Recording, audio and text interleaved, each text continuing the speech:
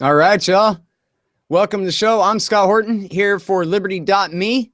Every Thursday night, I host The Future of Freedom with our guest, Jacob Hornberger, the founder and the president of the Future Freedom Foundation, and of course, the publisher of their newsletter, The Future of Freedom. Welcome back. How are you, Jacob? Doing good. Nice to be back with you, Scott. As always. Good to have you on. I like this thing that we do, this Thursday thing. I got Tuesdays and Thursdays here now at Liberty.me. Yeah, I kind of look forward to it every week now. Yeah, it's nice. Good deal. All right, so where we left off last week, we had covered all kinds of subjects, but we ended up talking toward the end of the interview about John Kennedy and the Cuban Missile Crisis and the Kennedy assassination, etc. I know that this is a special subject of yours that you've dedicated a lot of time researching, not just the military-industrial complex, but the actual whacking of the president there in November '63. And I know you've just read this brand new book by, is it Steve Talbot? David Talbot. David Talbot, who is the publisher of Salon.com, and who I've read him write a couple of things about JFK in the past, but I, of course, haven't read this book yet. This new book is about Allen Dulles, who was the Rockefellers' lawyer, him and his brother, John Foster. He ran the CIA. His brother was the Secretary of State for Ike Eisenhower. And then he stayed on as head of the CIA under Kennedy, who then fired him after the Bay of Pigs, before the Cuban Missile Crisis. Right after the Bay of Pigs, he fired Dulles. Is that right? That's right. And then this is the guy who, and this was, you know, for 14-year-old me, when I saw the movie JFK, it was like, case closed. He was on the Warren Commission. He was the fired head of the CIA. He was the guy what did it. And anybody in 1963 who couldn't tell that was a stupid idiot. Give me a break. I don't even need more information than that. So anything you're going to tell me after that is basically just going to make the case that we all already knew. Come on, of course. And this is what I was going to say about David. David Talbot. The only thing that I think I've ever read by him, I'm almost certain it was him. It was at Salon.com. And it was uncovering the fact, at least alleged fact, that as soon as Bobby Kennedy heard that John Kennedy had been shot, that the first thing he did was call, I believe it was Helms, was the director of CIA at the time. The first thing he did is call him directly and say, "Did you do this?" and accuse him of shooting him. And of course, they just said, "No, of course not." And that was sort of the end of that until maybe Bobby would get elected president one day or something. Oops. But anyway, so I'm not exactly sure what to ask you to really start this off. I don't know. Can you tell me if that's in the book, I guess, maybe for starters here? The Call to CIA Headquarters by Bobby Kennedy? It's not in that book, but David Talbot wrote another book called Brothers.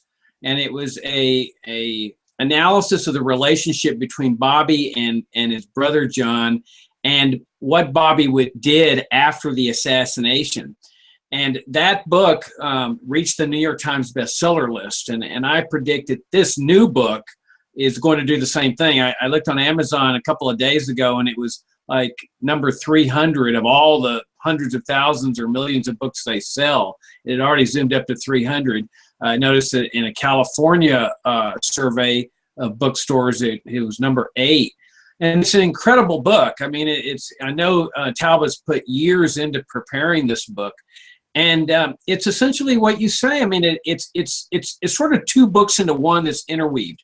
It's an indictment of the national security state and Allen Dulles, who was really the big head of the CIA from 1952 or so, all the way until John Kennedy fired him after the Bay of Pigs. And then, it really shows you all the nefarious things that the CIA was involved in, like hiring Nazis to come into the government after we had just gone to war against these people. And then all the things that Dulles did to make alliances with Nazis, both during the war and after the war. The nefarious medical experimentation on unsuspecting Americans, MK Ultra, and on and on and on. And then it went. So by the time Talbot comes to the Kennedy assassination, and David's been one of the real leaders in this area of the Kennedy assassination that points in the direction points the finger in the direction of the national security establishment as the malefactor and the cover-upper of the Kennedy assassination. And by the time he gets to that point, I mean, you sit there and say, well, yeah, this is just part and parcel of what they've been doing. You have people today saying, oh, inconceivable, just inconceivable. And yet you have CIA regime change operations in 53 in Iran, where they oust a democratically appointed, prime minister of the country. You look at Guatemala, a democratically elected president of the country. 1973, 10 years after the Kennedy assassination, ousting a democratically elected president of the country. And the rationale always was national security, that these people, these democratically elected officials, are a threat to U.S. national security. So ask yourself, Scott, I mean, what happens if a president of the United States becomes a threat to national security? Yeah. Do we want the CIA to sit aside and do nothing? Well, here's the thing about that. I wouldn't put any limit on what these people would do. However, that's kind of the big, to me, sort of unproven premise in all this is, and I'm not trying to put words in your mouth, but typically when people talk about Jack Kennedy and the assassination, he becomes Saint Jack. He becomes the greatest president ever. And that's why they killed him, was because he was awesome. But the way I remember it was he had DM murdered 2 weeks before he himself was murdered. And so what?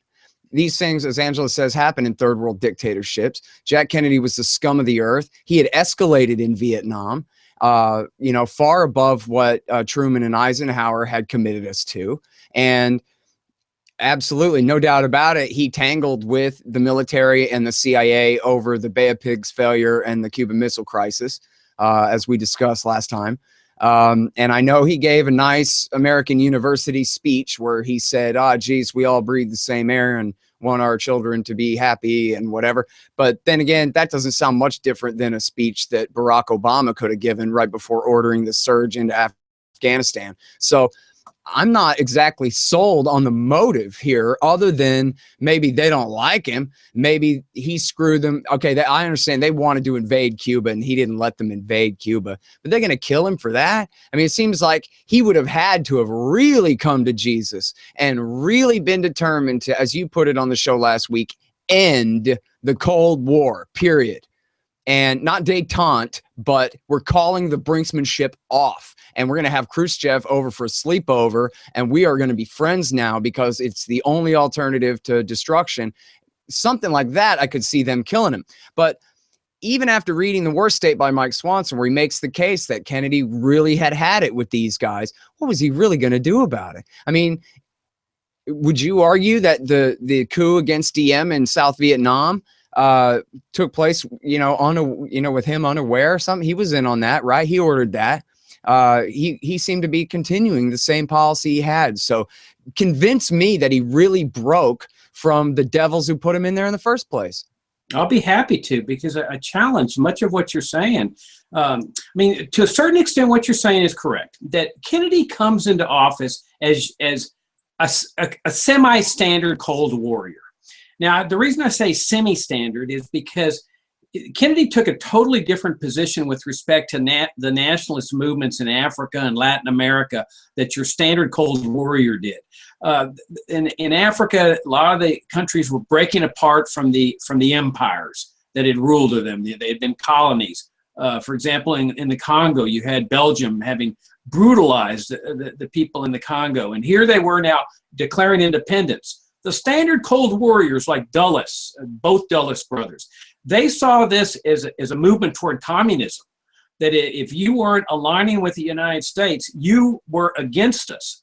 The people in the non-aligned world and the third world that were breaking free of these empires were saying, look, we don't want to have anything to do with your Cold War. Leave us out of it. We're going to be neutral. Kennedy sympathized with that. He said, yeah, we need to side with that. That's what distinguished him. Lumumba. Oh, on the contrary. Are you kidding me? Are you kidding me, Scott? I mean, this is why you need to read Talbot's book. Was that LBJ that did Lumumba then? No, it was the CIA that did Lumumba. And under Kennedy's administration, but unbeknownst to him? Absolutely not. Your facts are totally wrong. Well, I'm trying to remember the early 60s. I wasn't born until 76. But when was Lumumba assassinated? He was assassinated about a couple of days before Kennedy took office. Now, here's what happened. Kennedy loved Lumumba. I'm positive. Okay. Kennedy loved Lumumba. Absolutely loved him. Thought this guy was the greatest thing in the world. Democratically elected president. He had ousted he was the first president after Belgium is ousted. This is what I'm saying is that Kennedy sympathized with these people. The CIA under Dulles sees Lumumba as a communist, as a threat to U.S. national security. Under Eisenhower, they orchestrate the assassination of this guy. Now, they don't want their fingers on it directly. I mean, that's one thing about the CIA. They always orchestrate state-sponsored assassinations in such a way that they're not pulling the trigger.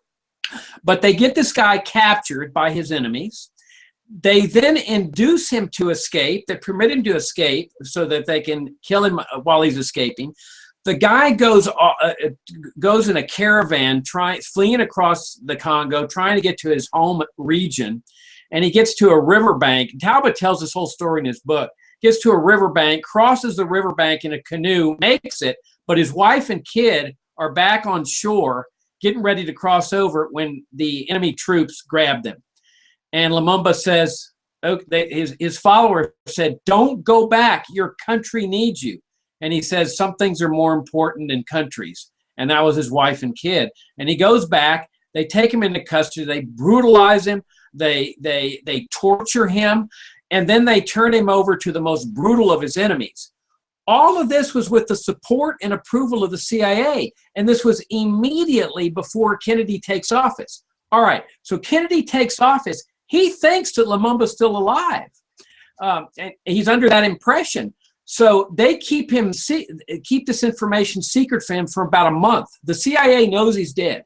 They keep the information secret. There's a famous photograph where Kennedy's on the phone, and the photographer captured the anguish in his face. And you can see the anguish in his face. They are just telling him, phoning him, saying, Lumumba's been assassinated. 30 days after he'd been assassinated. And so here's Kennedy in anguish over this happened. Same thing in Vietnam. Did he approve the coup? Absolutely. Did he approve the assassination? Absolutely not. He was in anguish when he learned that this fellow Catholic, Diem, had been assassinated along with his brother.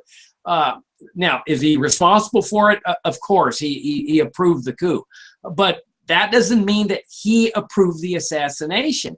In fact, there's no evidence that John Kennedy ever approved any assassination attempts. Well, but I mean, these things do happen during military coup d'etats, right? Absolutely, absolutely. And Kennedy bears responsibility for that. There's no question about that. But your notion that he escalated in Vietnam is fallacious too. Every troop that he sent in there was an advisor. He never sent in combat troops. If you look at the casualty figures, they're very, very minuscule. Now, the critical thing, though, is what you were saying before. You made it sound like, oh, yeah, okay, he gave this pretty speech, and oh, yeah, he was just doing whatever everybody else does. Absolutely not. You got to look at the things in terms of the Cuban Missile Crisis. Okay, well, let's go back to the Bay of Pigs first. First of all, after the Bay of Pigs, he realized that the CIA had set him up, and it was a total setup. I mean, they set him up. They said, you will not need to send in air support on this thing. He's in office for, 30 days, 60 days or something. He goes along with the CIA in there. But the CIA knew they were setting him up. They knew that it could not succeed without air support. And they figured that this little neophyte president, once he gets into office, he can't stand the loss of face and the humiliation of losing to Castro. He'll bring in the air support. Kennedy stuck by his guns. He didn't do that. And they were decimated at the Bay of Pigs. But he knew that the CIA, what the CIA had done to him. So he takes public responsibility for what had happened. But he calls Dulles in and says, you're fired. This guy is a revered, powerful guy in the CIA. I mean, he's been in there 8 years. He had essentially carte blanche to oust regimes, do whatever he wants, assassinate people. He ousts his second in command. He says, I'm going to tear the CIA into 1,000 pieces. That sets the basis for his administration. It goes on that military presents him with Operation Northwoods. They present him with first strike nuclear plans against the Soviet Union. He's getting really, really dismayed with this military establishment. Now, they want him to go into Laos. He declines to do that. He does succumb to the pressure to send troops into Vietnam. Remember, this was the height of the Cold War. The communists were coming to get us and stuff. He had not achieved the breakthrough that you and I have achieved, but he was moving in that direction. The Cuban Missile Crisis comes along. All of a sudden, he realizes that we are on the edge of nuclear holocaust. And we really were. I mean, historians have now shown, as I said in last week's encounter between ourselves, that the Soviet commanders on the ground had battlefield authority to use nuclear weapons, and they were armed in defense. It was totally in defense. And because they had gotten wind that the Pentagon wanted a full-scale invasion of Cuba, and Kennedy said no, and he stood up to his military, and he told his brother told the Soviet ambassador, he said, look, my brother can't put up with this pressure from the military much longer. There may be a coup here. And that's when they finally struck a deal where, okay, Kennedy promises, I will never invade Cuba. The United States will not invade Cuba. And, oh, by the way, we'll take our missiles out of Turkey, which were aimed, at the Soviet Union. So you can imagine how the CIA and the Pentagon felt about this, and the Cuban exiles. I mean, immediately, Kennedy had destroyed all their hopes and dreams for regime change in Cuba. Here now, Castro is solidified. The U.S. is no longer going to invade. The Soviets take their missiles out.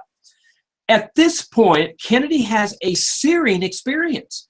He says, my gosh, I came within an inch of destroying the entire world, and he really did. Khrushchev comes to that same realization, that these two guys have a searing experience. The CIA didn't have the experience. The Pentagon didn't have that experience. General LeMay said, it's the worst defeat in our history. This is like Munich. You've appeased the communists. You've left this dagger 90 miles away from American shores. Communism is going to take over America. There's going to be a conquest. And they really believed it. I mean, a lot of people believed it. Today, a lot of people believed that the Soviet Union posed a very, very grave threat to the United States. Here's a man that leaves them 90 miles away from American shores. At that moment, John F. Kennedy takes a radical change in direction. He says, this is a bunch of bull. This whole thing is a bunch of bull. He starts thinking like Scott Horton, starts thinking like Jacob Hornberger. And he says, this whole military-industrial complex that Eisenhower wrote about, this whole national security state, this Cold War is bull. We don't have to live like this. We can live with peaceful coexistence with the Soviets. They're there. We're here. We don't have to have a Cold War. We don't have to wage a war against each other. That's where that peace speech comes in. It was not hokum. It was serious. It was saying, it was a slap in the face at the Pentagon. He never consulted with the Joint Chiefs of Staff on that speech. He deliberately left them out of it. He deliberately left the CIA out of it. And he says to the Soviets, let's sit down and let's talk. He gets the Cuban, the nuclear test ban treaty signed. He proposes to the Soviets, let's go to the moon together. But here was the most crucial thing. And remember, this is what they ousted Salvador Allende for. One of the things they ousted Salvador Allende for in Chile 10 years later. Kennedy starts reaching out to the Soviets, reaching out to the Cubans secretly. He doesn't tell the CIA, he doesn't tell the Pentagon. He says, let's talk about ending the Cold War. And so he and Khrushchev start having private, secret correspondence where Khrushchev is circumventing his military establishment too, his national security state. On the very day that he's assassinated, he has an emissary talking to Fidel Castro about ending the Cold War, secretly. And not only that, but he's saying it's time to just end this hostilities. Now, you can imagine when this information gets to the CIA and the Pentagon, they're going to go ballistic. Here he is negotiating. You can't negotiate with communists. You can never trust the communists. And all of a sudden, Kennedy is moving America in a totally different direction when there's peaceful coexistence with the communists. And oh, by the way, that now threatens this entire apparatus known as the national security state, whose very existence was owing to the Cold War. All right. Well, you make a compelling case, but so far it's a hole in your theory, but only just because you didn't elaborate. As far as I remember, and I don't know, I don't know if I've read it or if I just watched the speech or if it's in Mike Swanson's book or what, but all I remember of the American University speech is a bunch of Obama-like talk about wouldn't it be nice if things were better kind of thing. But so are you telling me that in that speech, he makes substantive policy declarations that this is what we're going to do now that's different? Because I think we're now going to, for example, do a test ban treaty where before we never would, but now that's what we're going to do because now I'm changing my policy. Because I don't remember the speech that way, as being very specific in terms of what he was doing. And I just hate Democrats, man. It's very hard for me to imagine a president stopping being a monster and becoming a human being and deciding, wow, I guess I didn't realize just how dominant the Pentagon and the CIA were over this country, but I'm going to do something about it. That seems like, a fairy tale. It seems like, so somebody shot this guy, and then so we all look for good reasons why they must have, or else why would they have?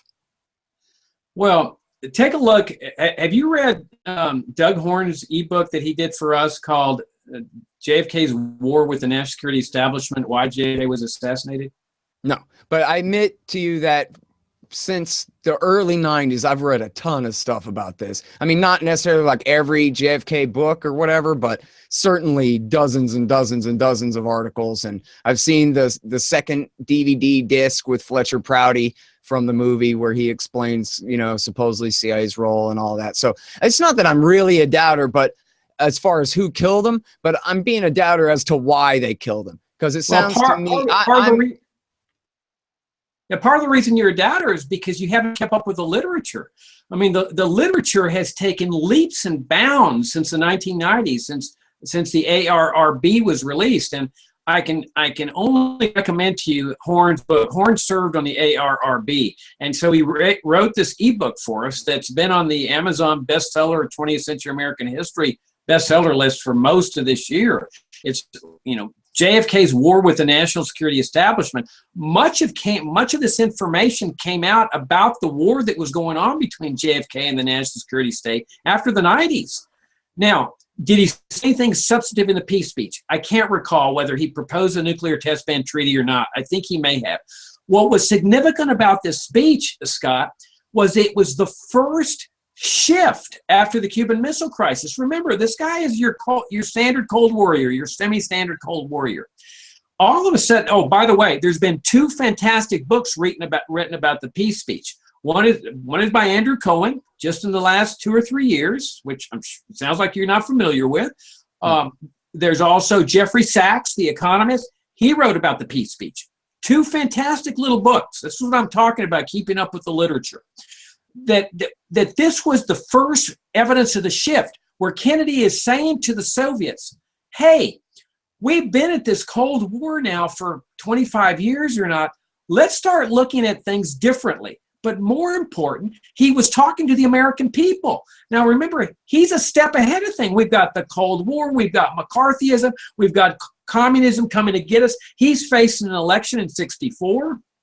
And this is 63. All of a sudden, he's telling to the American people, we need to look at the Soviets as regular people, just like we are. It's a very moving speech. He says they die just like we do.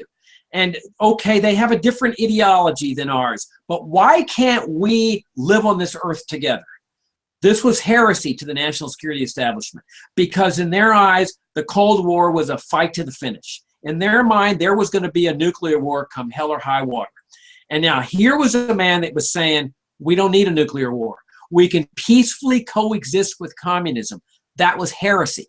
That was the first shot across the bow. And it was also a shot against the generals, especially LeMay, because there's a famous line in there where he says, we don't need a Pax Americana. Or a Pax Romana or something like that. He took a phrase that LeMay had used, who was this vicious Cold Warrior, who really wanted a nuclear war with the Soviets, and who favored a first strike nuclear attack. He figured there was going to be a nuclear war anyway. And here was Kennedy slapping him in the face. At this point, Kennedy was not consulting with the military. He was not talking to the CIA. Everything had shifted. Then he goes and says, let's have this test ban treaty. Don't underestimate how enormous this was. I mean, they were blowing up nuclear bombs on top of the air, underground. Here's a guy that says, let's enter into a treaty here. Let's trust the Soviets here. Wow. I mean, this was like something incredible. Then he tells friends, close associates, I'm pulling out of Vietnam. But I can't do it before the 64 election. They'll crucify me as being soft on communism. But he issues an order to the Pentagon, withdraw 1,000 people. Now, I forget how many advisors he had, but he had no combat troops. He issues an order, withdraw 1,000 men. That order was rescinded immediately after his assassination, and then Johnson starts building up in Vietnam. But Kennedy, and this all came out recently. This is what I mean about all the new literature that's come out. Kennedy was telling close associates, I'm pulling out of Vietnam right after the election. This was a major shift.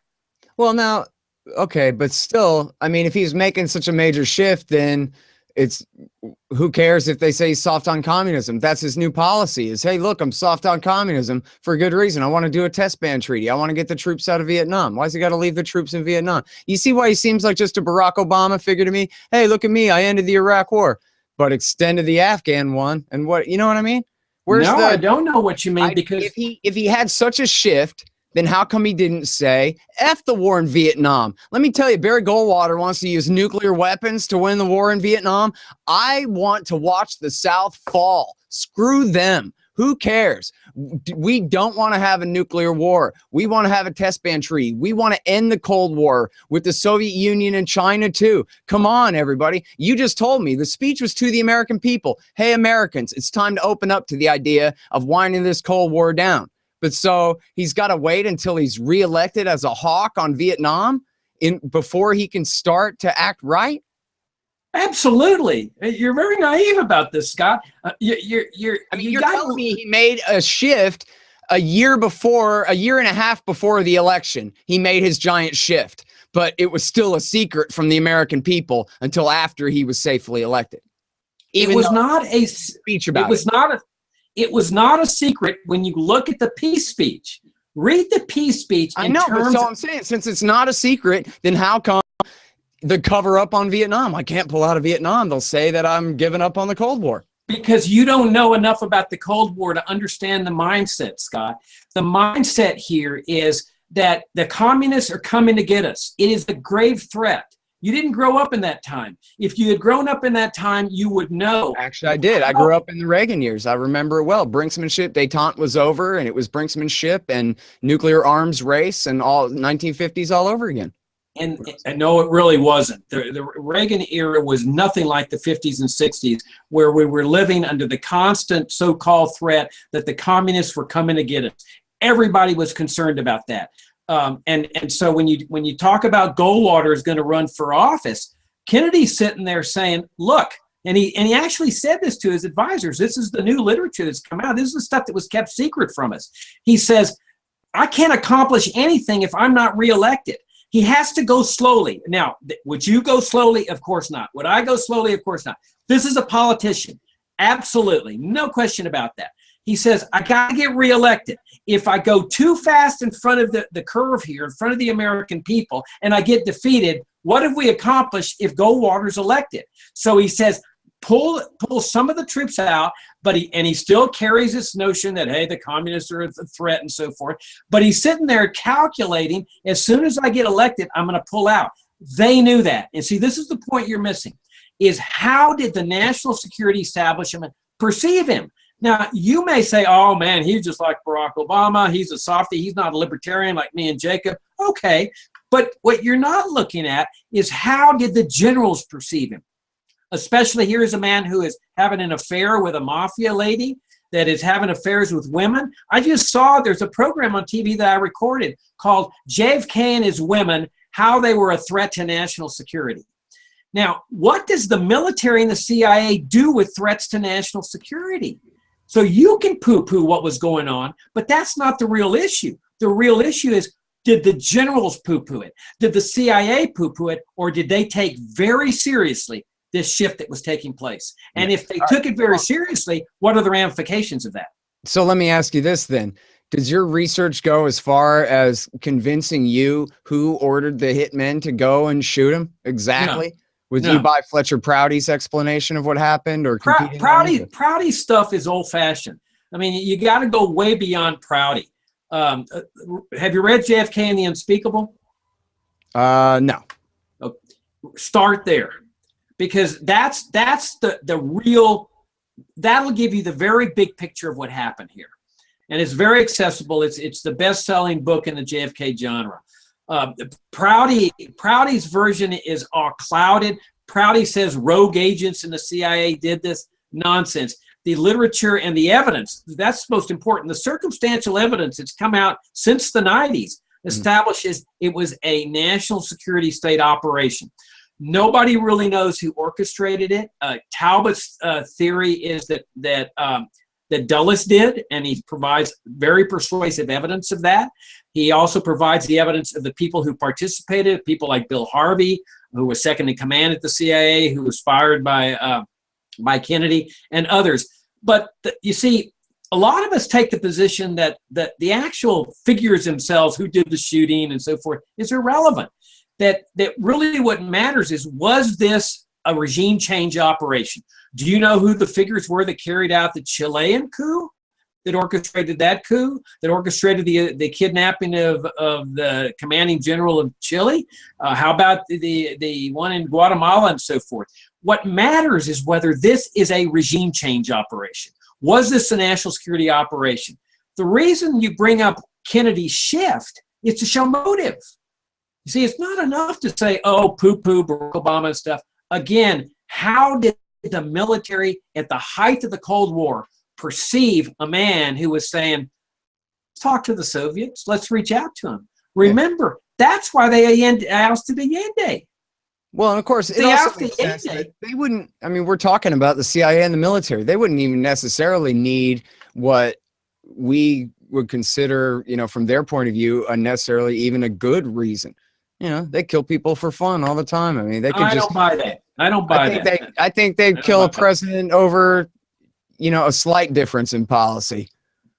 I don't think so. I think it's like Brandeis, Justice Brandeis once said, how much evil is committed by men of zeal who really mean well.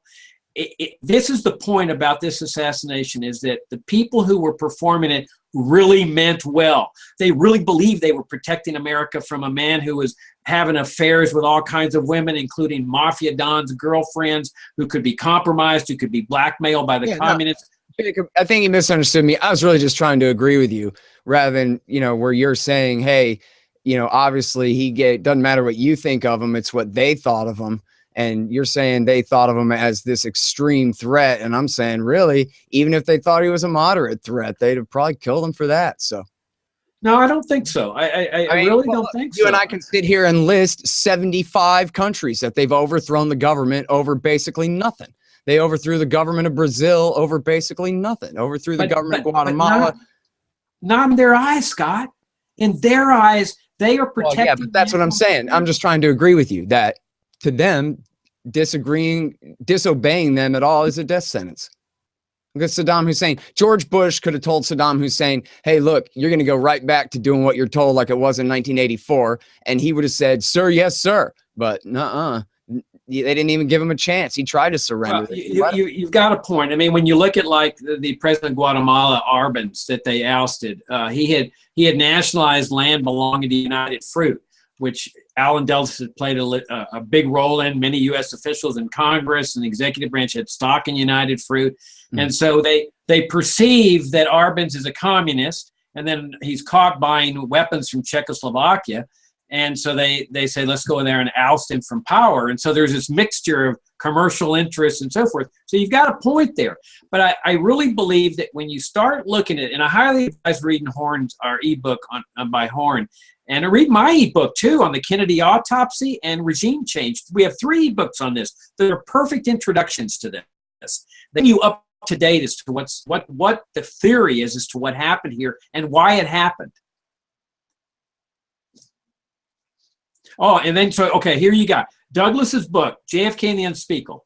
Read David Talbot's book. Just read those 2 books and then go to our 3 ebooks, and you will be pretty well up to snuff on what happened here in terms of motive and why they did it and the shift that was taking place within Kennedy after he brought the world to the brink of nuclear holocaust. There you go. And if you want the entertaining version, just watch the movie with Donald Sutherland as Mr. X, and what's his name? The washed up guy who played Jim Garrison in that thing. It's a great movie. Oh yeah, I forget. Dances with Wolves guy, Kevin Costner. There you go. Kevin Costner. Yeah.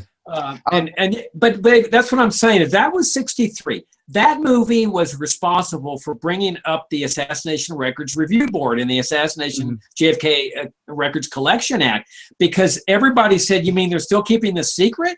And that because that little blurb was at the end of the movie. Right. Public outrage caused that to happen. And what I'm saying is that from 93 on, all this stuff came out. But a lot of it's still secret. It's supposed to be released in October 2017, and we still don't know whether the CIA is going to ask for another extension on grounds of national security. But that's the literature from 93 on, based on the records that have come out, that is incredible. So what Prouty was saying in that movie is pretty much outdated in terms of, well, this was CIA rogues and so forth. As it turns out, the circumstantial evidence is establishing this was a regime change operation, and it was based on national security. Yep.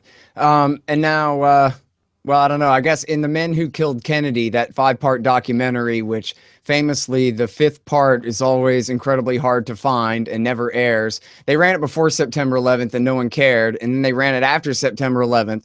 And then they issued an apology and said, "Oh, we're so sorry for airing this documentary." But in part 5, that's the one where they put LBJ at the center of the plot. And they say the gunmen were Greek assassins who were left over from the regime change operation there. And they were basically professional outlaw hitmen. And they were the ones who were brought in to pull the triggers. But that, basically, ultimately, yeah, it was a plot by the CIA, the military, and the incoming vice president. And by the way, I can't remember where I read that LBJ was terrified that Robert Kennedy, as Attorney General, would somehow try to intervene and stop him from assuming the presidency.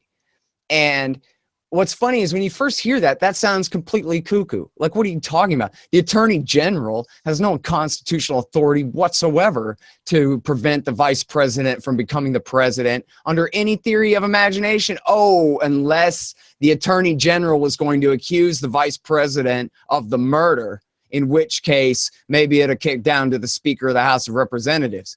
But that was apparently something that Johnson was really worried about right at that moment. Was, we got to take this oath, we got to get the pictures taken and the pictures put out there as fast as we can before Bobby tries to stop us. So that sure sounds like a coup plot to me. I don't know.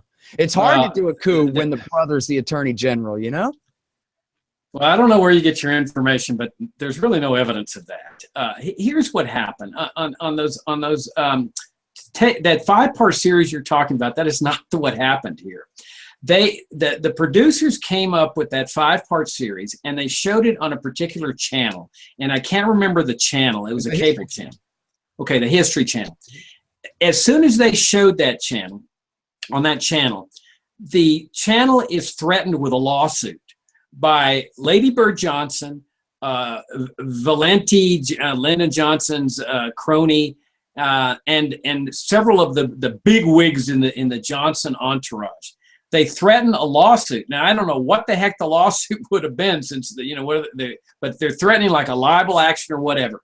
That's what caused that channel to take it off the air and never show it again. You can't get this thing commercially. The only place you can find this series is on the internet, and you can't find it on the internet, which is very interesting. But there's people that do have commercial copies because they did sell it for a while until they were faced with this litigation. And so that's why the thing is not commercial, because when it first came out, there was no scandal. I saw it when it first came out in probably, I don't know, 98 or 99 or maybe 2000 or something like that. And nobody cared. It wasn't until after September 11th when it aired that it got all the attention and the lawsuits. It didn't have anything to do with September 11th. Well, it had to do with.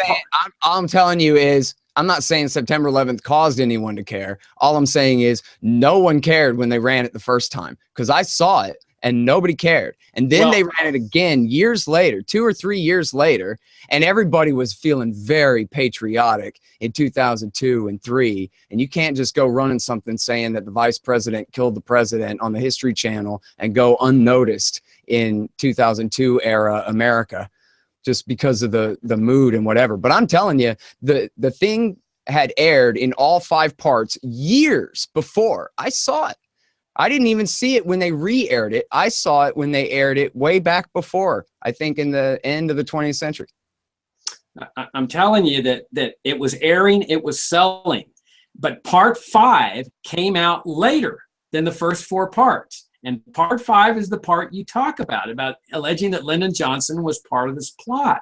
That's what all of a sudden got Lady Bird Johnson all riled up, and all of Johnson's people, I guess all of whom are dead by now, but they threatened litigation on this thing. And unfortunately, whoever the channel, if it was the History Channel, buckled under that pressure. And so they took it off the air. They stopped selling it. So you're right. For a while, everything was selling, but it was that part 5 that was the critical factor that got the Johnson people all riled up. Now, parts 1 through 4 are fascinating because you've got a lot of the disclosures that are taking place from people, like on the autopsy, saying, hey, this is what happened at the autopsy. And that's my ebook, The Kennedy Autopsy, which talks about all the shenanigans there. But this thing was so they did suppress it, but it was because of that litigation. It had nothing to do with 9/11 and so forth. It was, as you point out, because of this Johnson thing. Now, well, the only thing I meant about 9/11 was, in the era of Jerry Seinfeld and the dot-com bubble and stuff like that, nobody was paying attention to serious politics, right? Even in the summer before 9/11 was famous for being the summer of the shark bite and the Gary Condit missing intern. Right? Total fluff, total Jerry Seinfeld world everybody was living in. So when the History Channel ran the thing, nobody even noticed. It didn't even pop up on the radar. But after September 11th, all of a sudden now everybody's an expert and everybody's very political and everybody's paying very close attention. So then they thought they could run it again like it was no big deal. And then they found out that, oh, it was a very big deal. Well, it was a big deal because of the litigation. And the threat of litigation by Lady Bird and those people. Now, on the other point, Johnson was never concerned about Kennedy preventing him from becoming president. You got to read my book, Regime Change. It explains what happened there at the tarmac where Johnson is saying, do I need to be sworn in? He calls up Bobby Kennedy and he says, do I need to be sworn in or do I not? And here's a difference in opinion. Kennedy says, no, you don't. Well, Johnson later says, oh, he told me I did. And it was ridiculous because he didn't. I mean, he's automatically president, but he's sitting there on the tarmac. And he's waiting for this federal judge to appear. And he later says, well, the reason I was sitting there is because Kennedy told me I needed to do this. Well, Kennedy denied that. Kennedy said it was ridiculous. But there was another reason why Johnson was sitting on that tarmac. And that's what's explained in my book, Regime Change.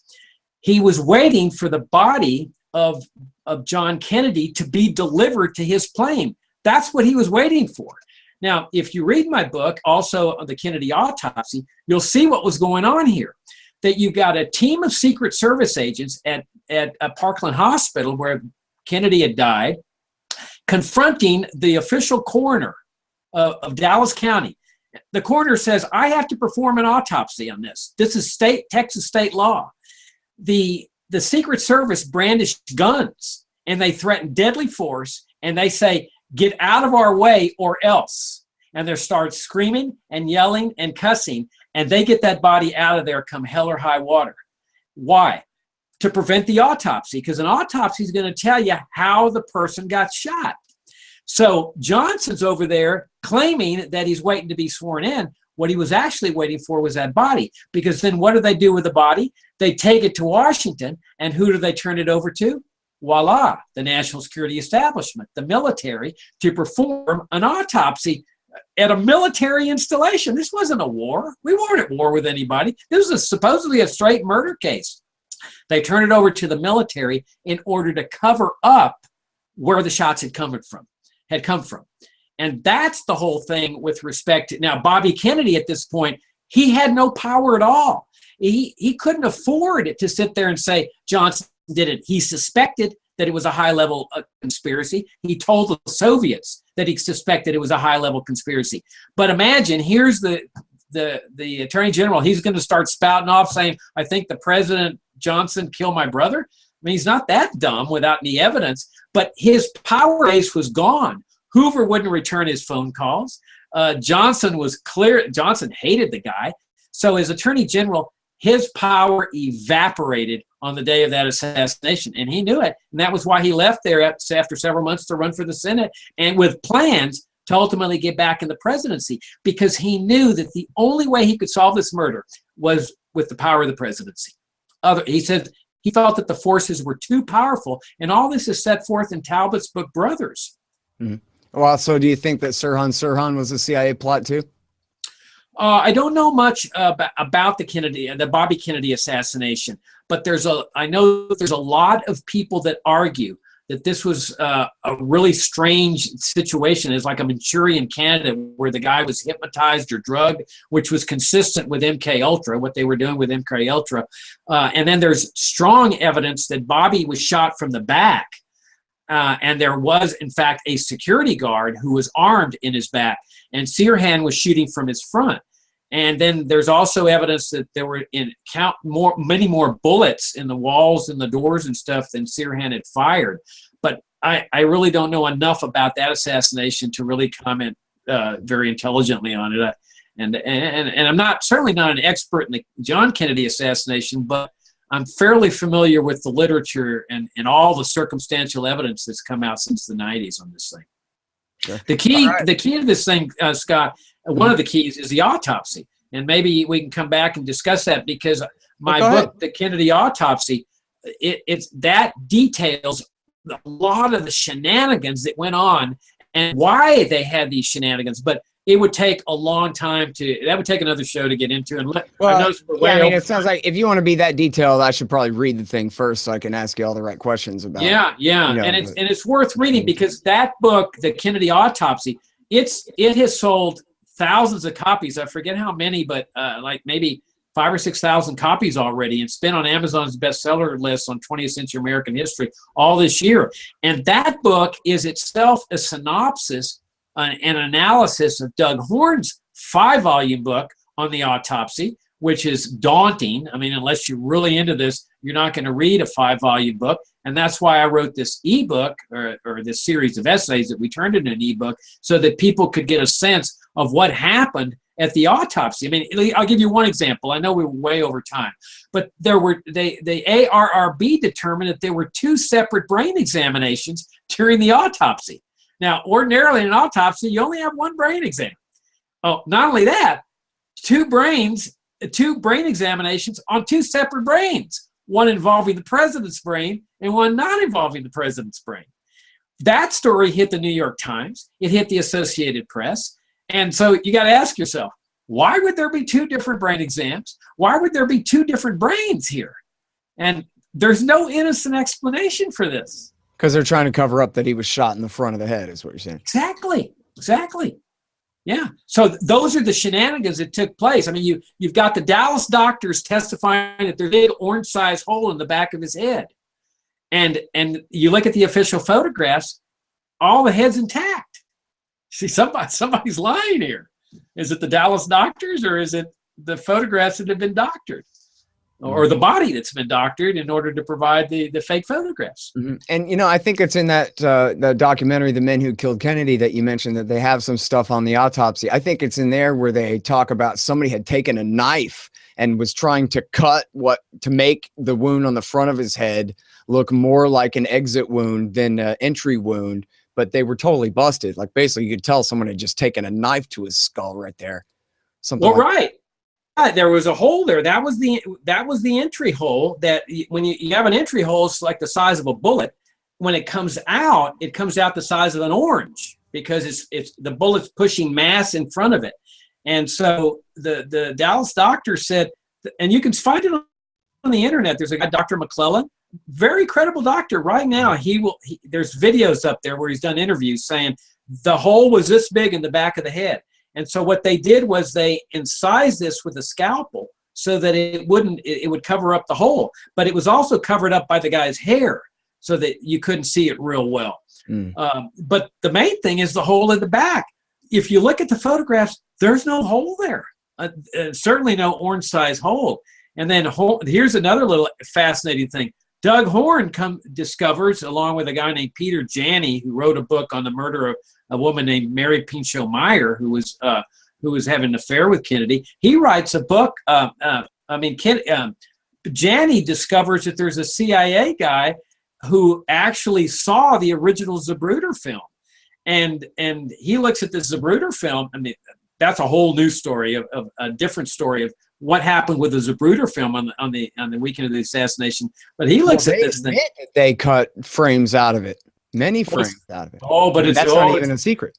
Oh, it's much more mysterious than that. It's much more mysterious than that. That is a whole story all in and of itself. And this is what Doug Horn uncovered as part of his investigation and part of the ARRB of what happened to the Zapruder film on the weekend of the assassination. We all thought it was at Life magazine, right? Isn't that what we've all been taught? Guess where the Zapruder film was on Saturday night? It was at CIA Photographic Headquarters in D.C. or Maryland. So there's what I'm trying to suggest to you is that there have been quantum leaps in discoveries. People say, oh, nothing's really happened in this thing over 50 years. Oh, the circumstantial evidence that's come out is incredible. All right, well, so let me ask you this then. You know, there's Bill Hicks would always joke about the shelf life of this thing. And, hey, it is kind of important. This all happened more than a decade before I was born, and I'm old now. And mostly people think of that era as, in black and white, as some ancient long lost history. And I know you say it's relevant because obviously it's the national security state that we're still stuck with that's behind all this and whatever. But how do you get anybody to care? Because oh my gosh, it's been, even since the Oliver Stone movie came out, you probably have a majority of Americans who believe that it was an inside government plot to kill him. But as Bill Hicks would joke, isn't that kind of funny that we all agree that, and yet we do nothing about it in what is ostensibly a democracy and all of this? We have a consensus. The government killed the president. Oh, well, whatever. Anyway, cops kill people every day. They kill people every day, these guys. So how do you, I understand why it's important to you, but how do you make it important to other people? This is why one of the reasons Talbot's book is so fantastic. And I talked to David. I saw him give a talk in D.C. About 3 weeks ago or so, and I was talking to him about this. It is a straight line from what happens in 1945 and especially 1947 with the National Security Act that brings into existence the CIA, through the regime change operations in Guatemala, Iran, through the regime change operation in the Kennedy administration, through the shift that takes place where all of a sudden we're into the Vietnam War instead of getting out, 58,000 American men killed, and then all the way up through the 9/11, the war on terrorism, a formal assassination program. Oh, I think I'm able to mention the Chile coup, Operation Condor, where the CIA was a partner in the formal assassination program that Pinochet was doing, all the way up through today. It's one continuous straight line here. Now, okay, not a straight line, it's jagged, but that's why it's important. The Kennedy assassination is just part and parcel of all of the nefarious things that the national security state has brought to America. I call it the biggest mistake America ever made, Scott, was adopting the national security state apparatus. Biggest mistake we ever made. And so why is it important? Because it's a straight line, a little bit jagged, from what happened in the 40s all the way up to what's happening today with assassinations, indefinite detention, Guantanamo, regime change operations, Nothing's changed, except it's gotten worse and worse and worse. Imagine, now assassinations are not covert. It's an official program, just like Pinochet's Pinochet's was covert, but this is an official program now of assassination. That's why it matters. And Talbot makes that case so persuasively in his book. So again, get Talbot's book, get James Douglas's book, JFK and the Unspeakable, get our 3 books, The Kennedy Autopsy, Regime Change, and JFK's War with the National Security Establishment, and you will start to say, oh my gosh, now I see what these people are saying. And what we need to do to save this country. Is there a page at FFF.org where you have all these books?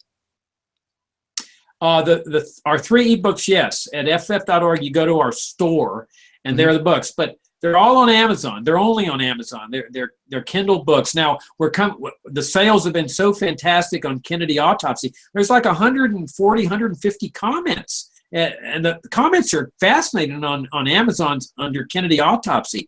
We're coming out with a print version by November 27th.